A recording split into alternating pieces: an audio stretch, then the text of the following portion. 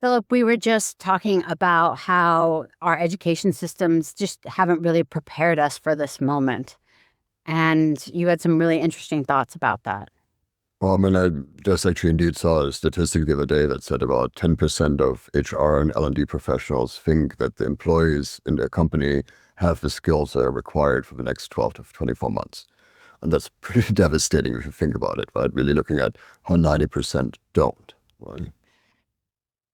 And so thinking about how L&D managers can really become the strategic partner to the business by addressing this gap in the skills needed, how do you think they should go about that? Well, I think that that part's key, right? Because I think in the past, learning has been seen as a nice luxury, right? A nice to have that you should train your people a little bit and give them occasional courses.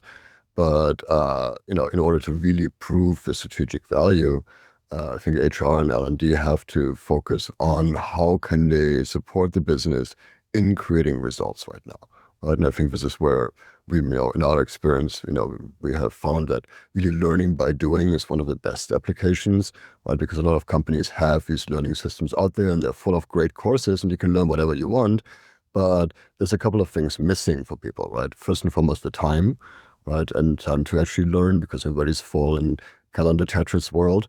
Then there's a lack of psychological safety around learning and actually making mistakes and trying something out, right? And ultimately also there's a reason for learning, right? Because outside of the intrinsic motivation to say, hey, I want to learn something new or I want to update my skills as an employee, the best way to learn actually is on demand, right? When we have a situation, we want to solve a problem and we need to acquire skills in order to learn, in order to solve that, address that problem. And that's when learning becomes easy because you really have a pull. And this is one of the things I've heard from L&D professionals as well. They're wondering, like, how can we create pull from the employee for these learning offerings? And that's really the answer is in the application.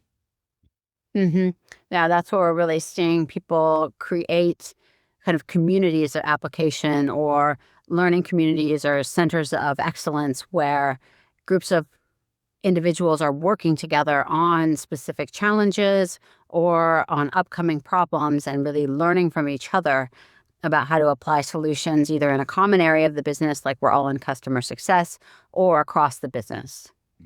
I mean, the learning together is fun, right? I mean, if you think about it, when you sit there in front of your computer by yourself and you're trying to figure something out, it can be really frustrating, right? But if you're there with two, three people in a small group or, embedded in a larger community, suddenly you teach each other, right? Because one person will find something out, the other person will find something else out, and then you teach each other, and then it becomes fun. Right. And so really there's, I mean, again and again, statistics have shown how impactful cohort-based learning is.